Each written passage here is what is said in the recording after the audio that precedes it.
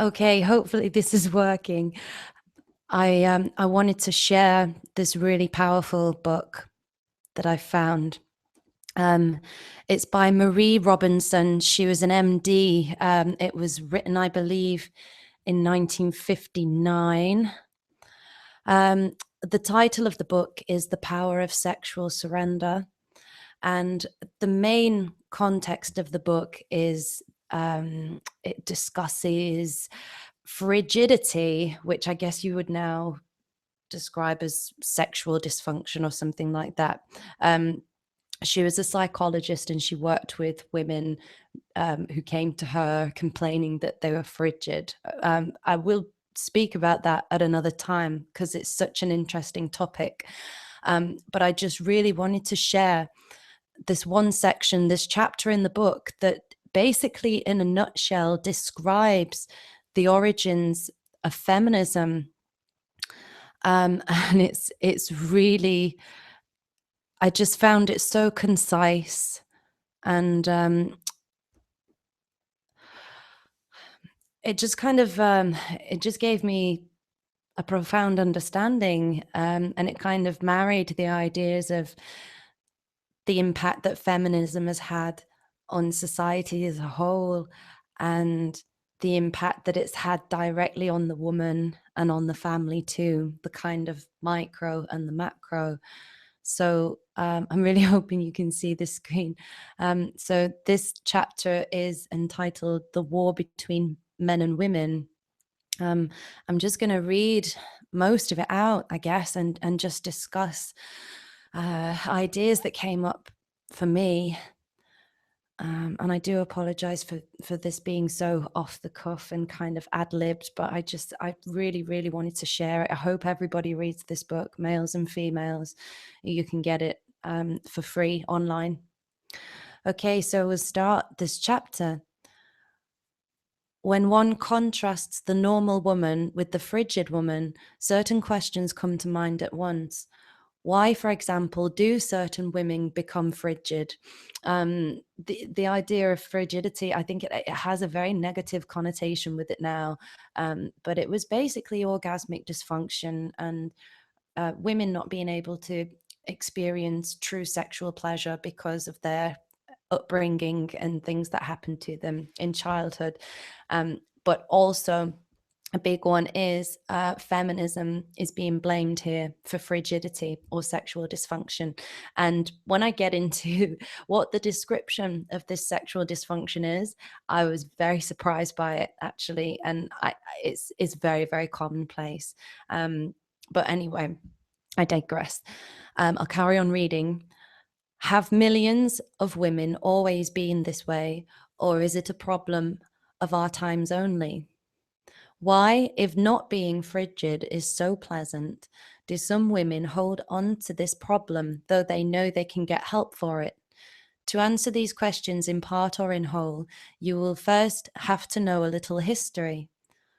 For, though every case of frigidity represents a psychological problem in the individual, we have found that sociologically speaking, frigidity is rooted in certain destructive events that have occurred to woman in the past 200 years.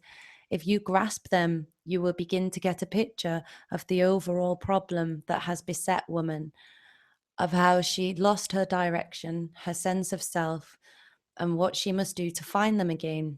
The history I am going to tell you about is the history of a war, a bitter and destructive war. It is often called the war between men and women. For far too many women and men too, it is still going on. It began toward the end of the 18th century, and the apparently innocent event that started it was the invention of the steam engine by Watt, the great invention that ushered in the modern age. It seems hard to believe now that this is almost outdated means of creating power could have been so important, but it was. It launched the so-called Industrial Revolution, which was to change the whole fabric of society. our ways of doing things and making things, our living quarters and our living standards, our morals, religion, art, name it, and you will find that the Industrial Revolution has turned it upside down and inside out. Most of all, and most tragically, it changed the home. It would be more accurate, if somewhat bleaker, to say that it destroyed the home, at least as home was known up until that time. But let me tell you what home was like before the Industrial Revolution. For when you see that, you will begin to discern the outlines of the great tragedy that happened to woman when the old-fashioned family home ceased to exist. In that era, our society was almost entirely rural and agricultural. In other words, most homes were farms. There were cities and some industry, of course, but where industries existed, they were almost entirely home industries run by individual families. Home, then, was almost without exception the center of all life, economic, social, and educational.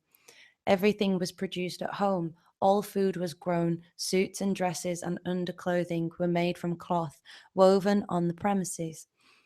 There were there were simply no stores in which to buy anything. The leather for shoes was taken from the hides of animals one had reared oneself, and the shoes were made at home. The leather tanned, the shoes fashioned. A man made his own tools, was his own blacksmith, carpenter, architect. He built his own house too and kept it in repair.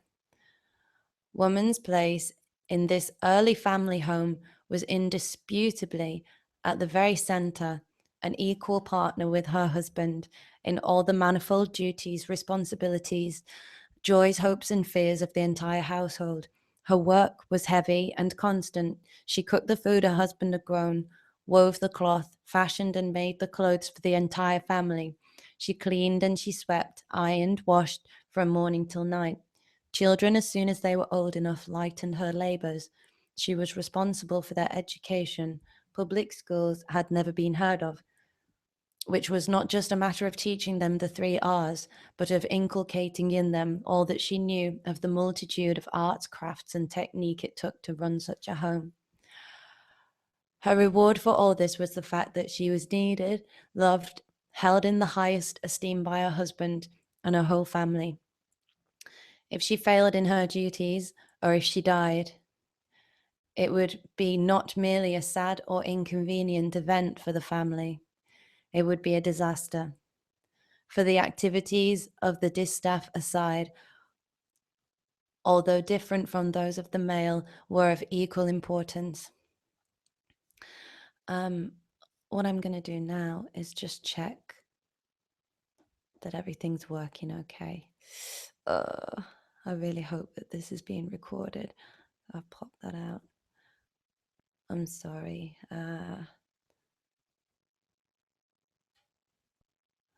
Okay.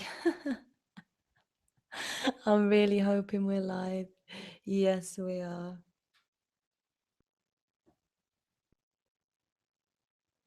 Okay, that's cool. All right, excuse me. Next time I do this, it's going to be a lot more, I don't know, more professional. All right, so it's building up a picture here of what life was like in the home and how the men and women were of equal importance. Nobody questioned their role. You know, it was just a done deal. That's what happened. Okay, it would be a disaster if the woman died. For the activities of the distaff aside, although different from those of a male, were of equal importance. There were, of course, no social scientists to ask her probing questions about her sex life, and we can only know about her indirectly and by piecing odd patches of information together wherever we may find them.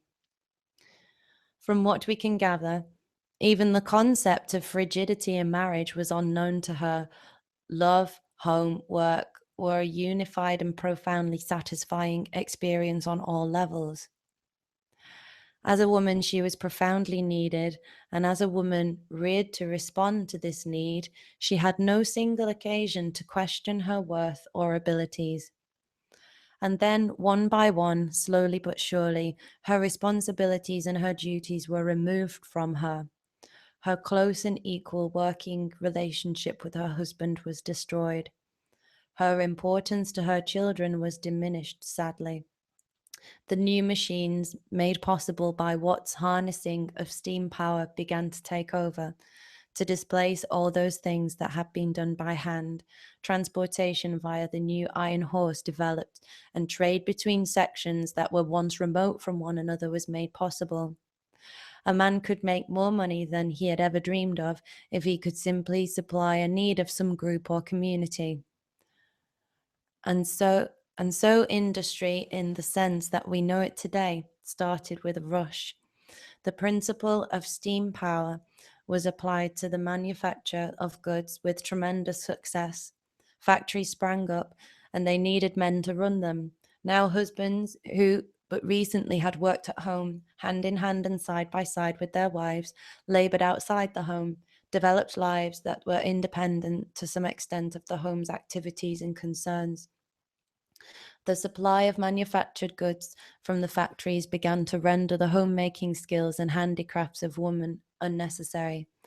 As time wore on and new ideas developed to meet the new conditions created by the machine, the education of the children passed from the home to a new institution, the public school. It happened slowly, very slowly, over generations, in fact, and the full results of the Industrial Revolution were not felt until this century. At first, so gradual was the process that only a few women, scattered here and there, felt the impact of the change. But as time passed and the process, extended, more and more families were drawn into the vortex of industrialization, and at length it had changed the lives of every individual in the land. Very slowly, too, but everywhere, women woke as if from a centuries old dream of peace and happiness to find themselves dispossessed. Gone was their gone was their central place in the family home, gone their economic importance, gone their close working partnership with their mate, their functions of teacher and moral guide to the children. The child himself was gone to school, as the husband was gone to the mill or factory. Yes, she was dispossessed, dispossessed of all those things that for centuries had defined her womanhood for her, that had supported her ego, given her the certain knowledge that being a woman, however hard, was a wondrous and most desirable thing. She felt her womanhood itself devalued, the things it represented and the things it represented unwanted. And then she reacted. She reacted violently and with rage at this depreciation of her feminine attributes, of her skills, of her functions. Unhappily, this reaction was precisely the wrong one, the one from which no solution of a happy kind for her could be attained. Here's what she did. Looking about, she thought she spied a villain in the piece. Who was it? None other than her partner through the centuries, man. It was he who had deserted her, who was responsible for her loss of self-respect as a woman, a mother, an equal socially and mentally and morally. He despised women. Very well, she would show him. She would simply stop being a woman. She would enter the lists and compete with him on his own level. To hell with being a woman. She would be a man. You don't believe it? It seems too far-fetched. Woman as a sex would never have made such a decision. Well, let's look a little more closely at some of the facts. Earlier, I mentioned the feminist movement. Now it is time to look at it in more detail. It was launched by Mary Wollstonecraft in 1792, less than 30 years after the after the invention of the steam engine that ushered in the Industrial Revolution, and its power and influence were and still are enormous. It has been the self-appointed spokesman for womankind for over 150 years, and its program of reforms has been almost entirely realized in every detail. What did this movement want to achieve? Let me quote to you what two profound students of feminism, Ferdinand Lundberg and Mary Nia F. Farnham, had to say about it in their book, Modern Woman, The Lost Sex. Far from being a movement, they wrote, for the greater self-realization of women, as it professed to be, feminism was the very negation of femaleness. Although hostile to men and hostile to children, it was at bottom most hostile to women. It bade women commit suicide as women and attempt to live as men. Psychologically, feminism had a single objective: the achievement of maleness by the female, or the nearest possible approach to it. Insofar as it was attained, it spelled only vast individual suffering for men as well as women, and much public disorder. What was the program of the feminists? Actually, Mary Wollstonecraft had enunciated it in its entirety in her book, A Vindication of the Rights of Women, and the movement never deviated from her original demands. She had stated that men and women were, in all fundamental characteristics, identical, and that therefore women should receive the same education as men, be governed by the same moral standards, do the same work, and have identical political rights and duties. Women were to be treated exactly as men in every detail of living, and the same demands were to be made on them. End quote. Just to interject here, I mean, I didn't know that that idea of men and women being completely the same and not true equality, but being the same and having no difference between them. I didn't know that that idea stretched back so far. I mean, we're talking 200 years ago here when this was written. So I was really shocked to learn that. And I think if women would just read this, I mean, just that quote by those two people from that book that was written, it kind of sums it up in a nutshell. It exposes feminism just so easily. There's just no way of refuting it. Well, if there is, then I hope somebody comes onto my channel and tells me, the counter argument. Because to me, it's so clear what's happened here, just from reading this one book. Okay, I'll carry on reading. Quote, the appeal of this program was enormous. 19th century woman felt, if we could only achieve this, then we would be happy once again. End quote. Here we are. The problem was created, yes, by the Industrial Revolution, but obviously as well by the attitude, or I guess this author's arguing that it was a reaction on the women's part to the men. They felt abandoned by the men, and they felt that their feminine qualities were being trampled on. So their reaction was, well, then you want us to be men, or you don't appreciate us as women, then we're going to turn into men. I'm not necessarily agreeing that that's what it was, but it makes sense. But yeah, definitely the attitude of, if we could only achieve this, then we would be happy once again. So it's not about, they didn't look at how they could get back to their feminine ways. They looked at how they could become more male, or how they could seek to become happy in a male role. And that's what we see today. It's rather than women saying, well, I'm not happy, so I'm going to try and seek to be as feminine or as me as I possibly can, and embrace what I am, woman.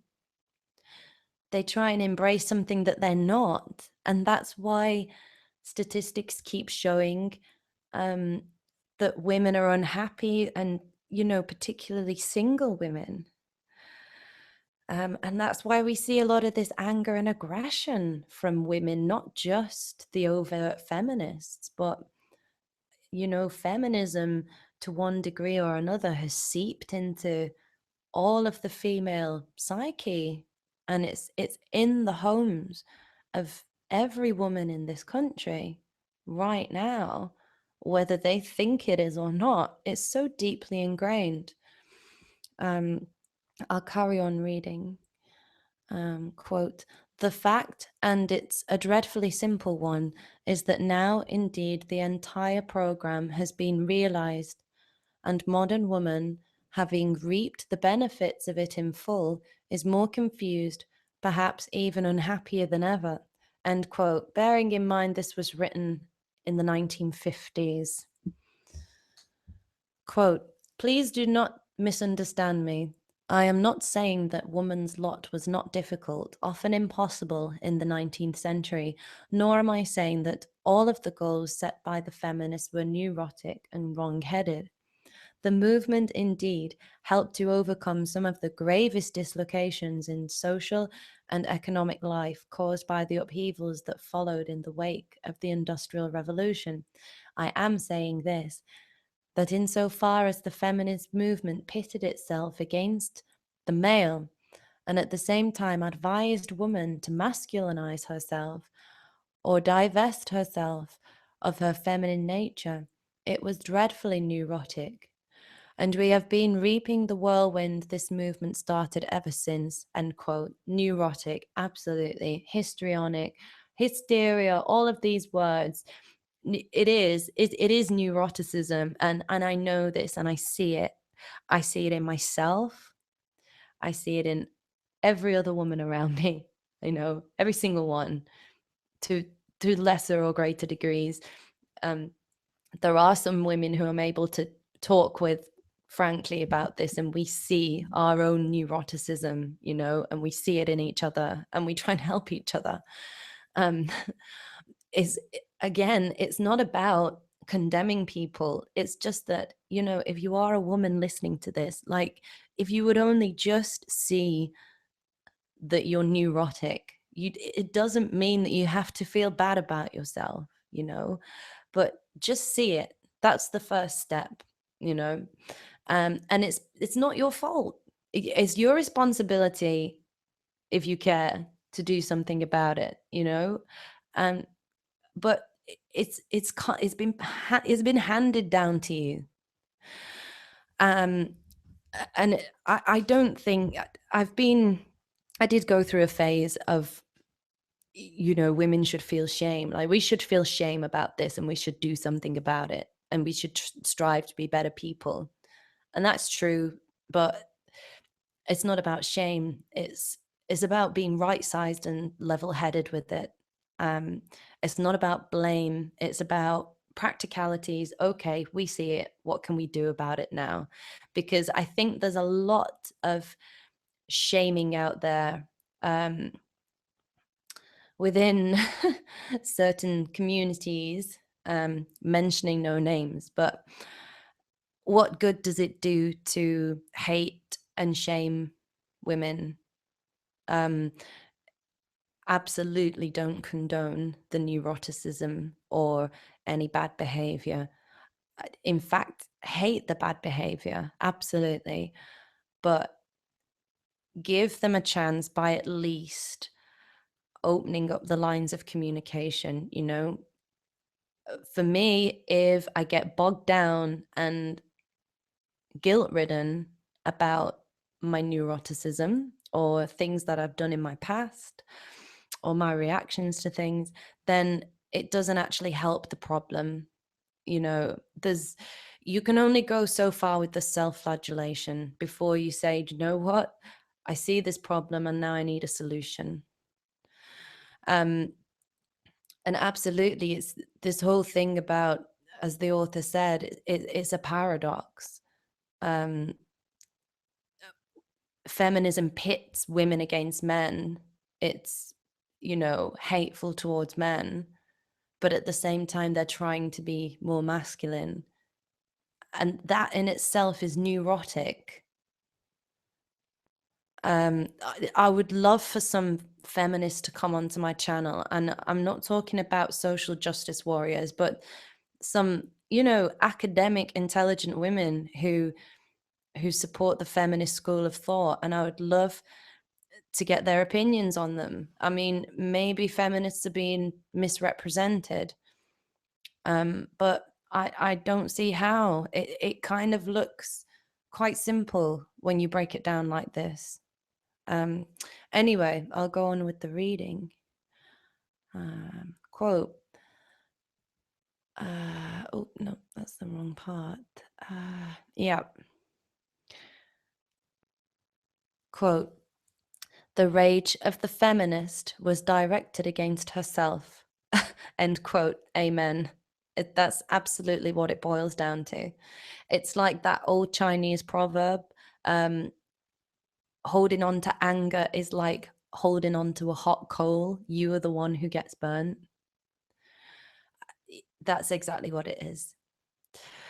Quote, we know, for example, that to fulfill herself biologically, that is, to give birth to children, a woman must have security, the protection of the male, a permanent abode. Marriage has been society's answer to this feminine need from time immemorial. But the feminists pitted themselves against the institution of marriage. Woman, they held, had the right, even as men did, to be promiscuous sexually, to live with whom she pleased, for as long or as short a time as she pleased. If she wished to get married, she should be able to do so, but she should also have the privilege of terminating this marriage when she wished to do so. When she tired of it. We know too that maternal love for children, particularly love of her own children, is one of the major traits of womankind, as typical of her as her female anatomy. Okay. Yeah, so here, sorry, end quote. Here you've got, yeah, the reality of the women being the main initiators of divorce now, which would have been unheard of then. Yeah, she's allowed to get married. She should have that privilege, but terminating the marriage shouldn't really be a big deal. And as we see today, that's exactly what's happened. Quote, we know that only the very sickest women mentally will desert or neglect their children. Maternality is so deeply rooted in the biology of the female sex that its fierce protectiveness can be observed in many animals. Maternality is a trap, said the feminists in effect, a bill of goods sold to women by men in order to keep them enslaved. Children should not be allowed in any way to interfere with the new freedom of women. Work, advised the feminist, right up until the last day of pregnancy. Then, mothers, get back to work as soon as possible. Put your child in the hands of some untrained child handler or handlers. Public nurseries were advocated. Pre-kindergarten groups were advocated. Anything that freed the mother was advocated. Freed the mother for what, you may well ask? To work in offices and factories as the men did, of course. To substitute boss for husband. To share the privilege of being hired or fired. To be, in short, men. If space allowed, I could continue with a long and circumstantial list of masculine goals which the feminists advocated. And I could give an equally long list of goals which ignored or denied the existence of feminine characteristics in womankind. Very few of the early feminists actually lived in the manner they prescribed, but it was as clear as crystal that they ardently desired to. But here is the important thing to remember. The feminist credo thoroughly discredited true feminine needs and characteristics and substituted male goals for female goals. There weren't so many feminists in actual numbers, but those there were incredibly vocal, and in the end, their ideals and beliefs became the ideals and beliefs of millions of women. But the feminist front was not the only front in this war between men and women. It was only the loudest and most militant. Unnoted, hidden, unknown even to the women themselves, the war against feminine sexuality, against the flowering of true womanhood, was being waged in every home in the land. The chaste and prim-lipped heroine of this front was Victorian woman, whom we already have had a look at. Let's take another quick one. Her reaction to the loss of her position in the highly creative family home, which had preceded the Industrial Revolution, was just as violent as that of the feminist, but it was thoroughly unconscious. She had been rejected, her place taken from her, her sexual and maternal functions devalued. Very well, she had a perfectly good technique for dealing with the situation. She simply denied the very existence of female sexuality. Sex, according to her, was exclusively a male characteristic. Woman had none of it in her nature. Although this was a form of psychological revenge on the rejecting male, she was amazingly successful in convincing men in general, even the scientists of the day, that frigidity was indeed a basic attribute of the female. End quote. This is so interesting. Like I said, this whole book, The Power of Sexual Surrender, it's about frigidity, the concept of being sexually frigid, and there's many different types of frigidity that the doctor describes, and one of them I was quite surprised to hear. One of them isn't an inability to orgasm, it's promiscuity and being able to respond perfectly well in the body, um, but just basically sleeping around. Illicit sex is very exciting, and then when men get too close, then they become frigid in the sense where they don't want sex anymore. Is basically it in a nutshell. And then the another type of frigidity is the kind of Victorian kind of frigidity that I guess we associate more with that word, where it's, you know, lie back and think of England, let the men get on with it while we kind of just lie there. You know, but it's interesting that both polar opposites of behavior, one promiscuous and very, very sexually lustful, and one, you know, oh, just get it over with and let's go make a cup of tea kind of attitude.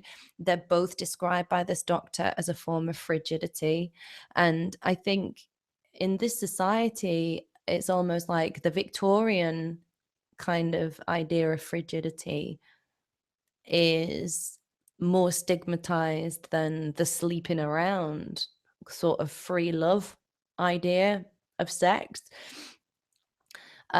Whereas that's a form of sexual dysfunction too. Anyway, just a thought about that. Okay, quote. Victorian woman was, of course, unconscious of her motives in affirming that she was biologically frigid. She entirely believed it herself, and there is much evidence to indicate that the individual woman was generally deeply shocked if she discovered she was not as unresponsive as she had been taught she was or wished to be. She kept any such reactions a very dark secret indeed. Frigidity, as an article of feminine faith, died with the Victorian woman, a happy and mercifully early death during World War I. But the influence of Victorianism is still very much with us in our unconscious attitude towards sex and love.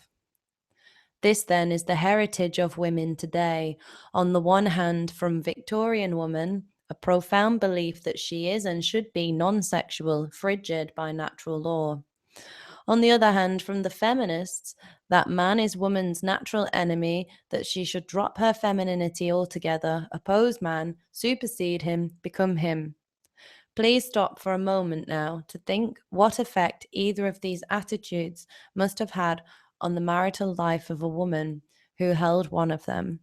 Her hostility to her husband and all the misery such hatred implies, we take for granted, but it was the effect on the children that was decisive. I have treated, as I've told you, several women who've been raised by Victorian or feminist mothers. The attitudes inculcated into these patients in their childhood would make one's hair stand on end. Okay. It then I mean, I could just keep reading. It then goes on about, the shame and disgust that's been handed down, but I'll just keep it in that section for now. I really do want to discuss the rest of the book, really. I mean, there's so many great ideas in there. It's given me such a lot of clarity.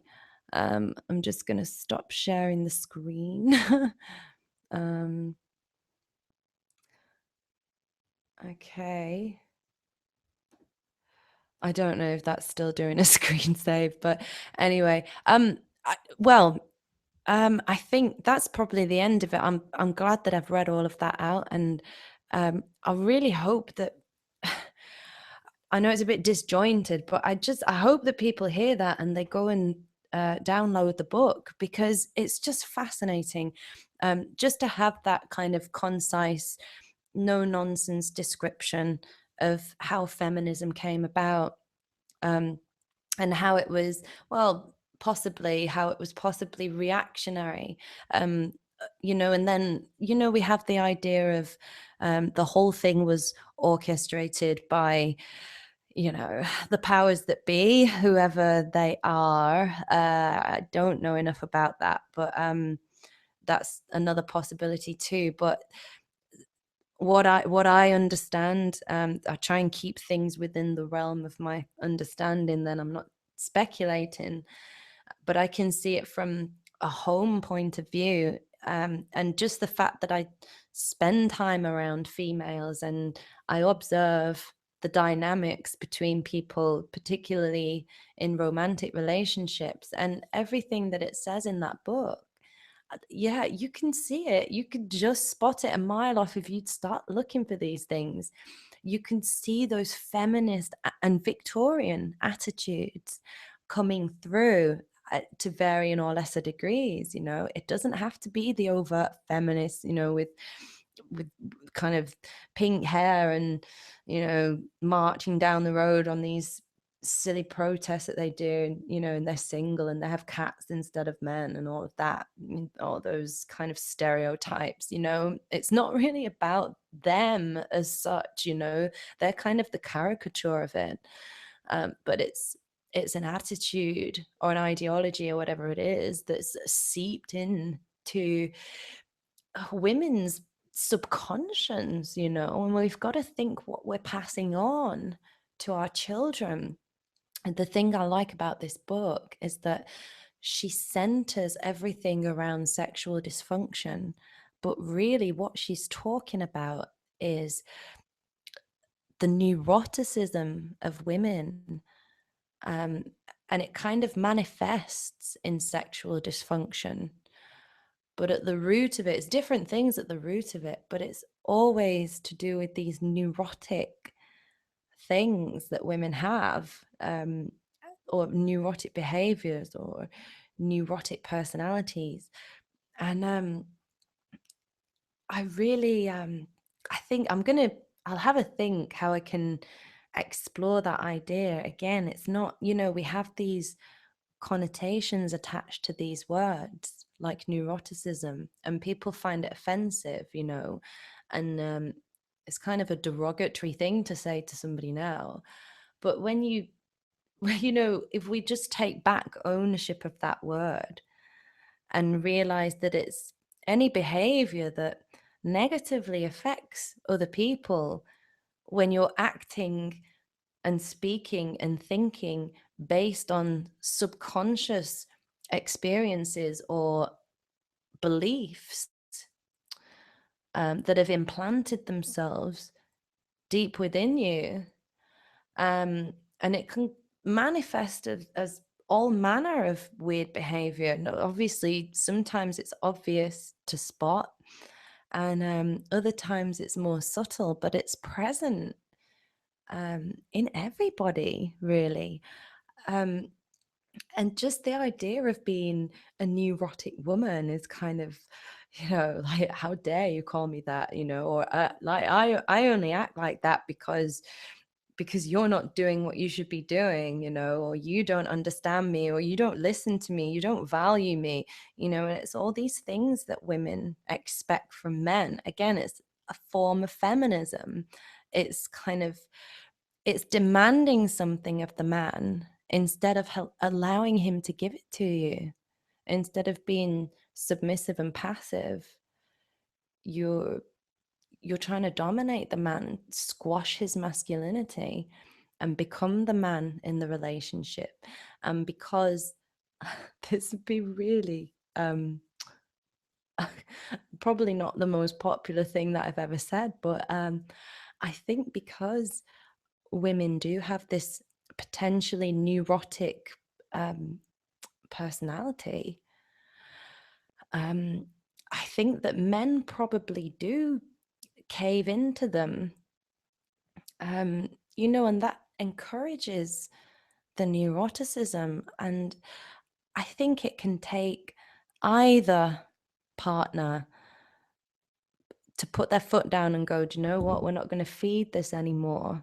And in my relationship, it's been me. I've kind of shouldered that responsibility just because I found out about this stuff, um I've realized my partner's been in protest with me for years over my neuroticism, but I just assumed that it was him being, distant or emotionally unavailable or whatever that is. But he didn't know how to cope with me. So his coping strategy was just to keep me at arm's length, which I resented, of course. And now I've realized all of these things, and I've had a look at my neuroticism, and I've been able to step back and see it for what it is. It's just seeing it is amazing, how just seeing something allows you to change your behavior very, very quickly, and just keep spotting things, and just be introspective as much as you can, and I'm learning about myself, and I know that I'm not perfect. But what we do now, if I do have a neurotic moment, we can kind of be objective about it and laugh about it. And then, of course, I apologize, but it's been in that, in keeping things playful. It's not too heavy. It's not a self-flagellation thing anymore. It used to be, but that didn't get me anywhere. It didn't get him anywhere. It didn't get anybody anywhere. So now we take it lighthearted, and let's be truthful and honest.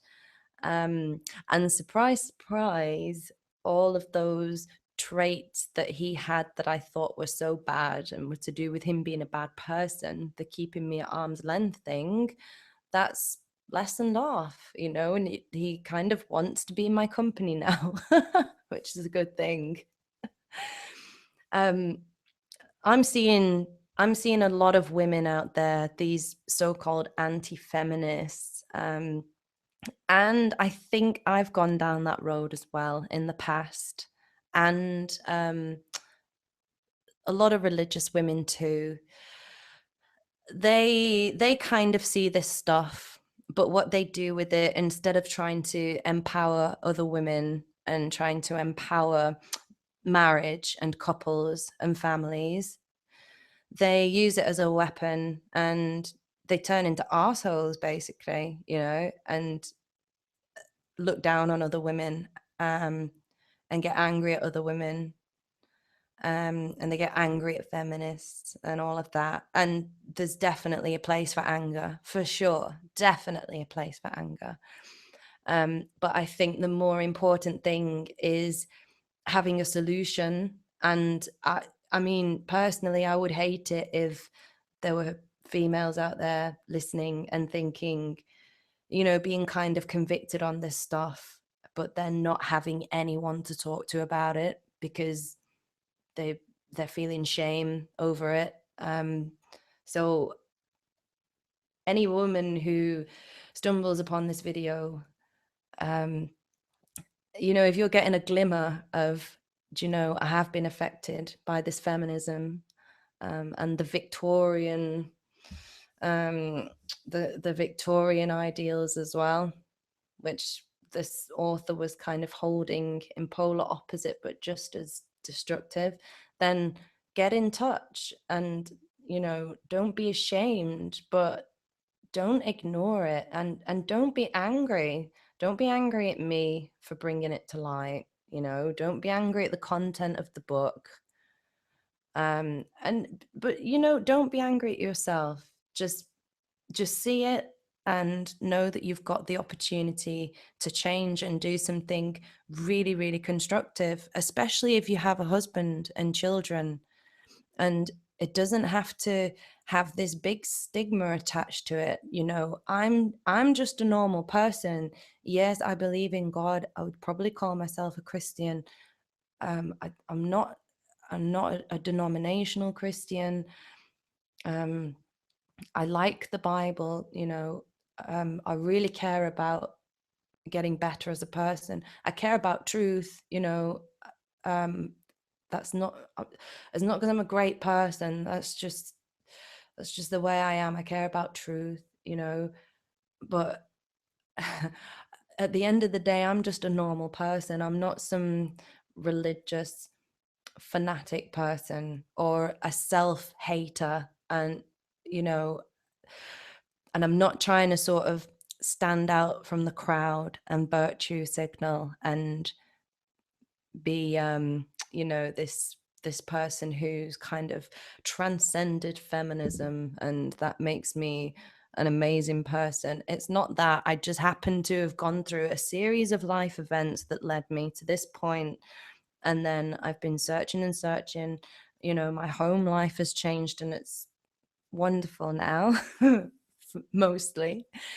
And then I found this book, and I'm gonna hopefully find other stuff out as we go along. But if there are any women out there, and